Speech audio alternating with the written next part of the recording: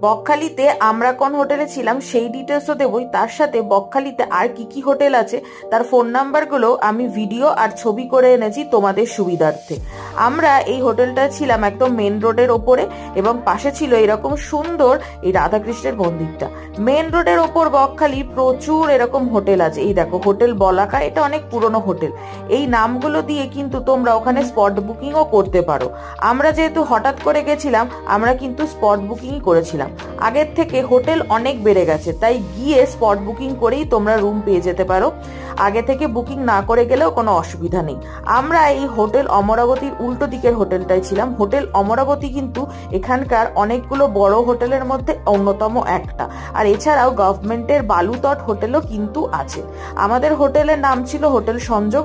এখান থেকে কিন্তু টোটো খুব ভালোভাবে পাওয়া যায়। 600 থেকে 800 টাকা এখানে রুম পাওয়া যায়। এক নাম্বারটা দিয়ে দিলাম, পজ করে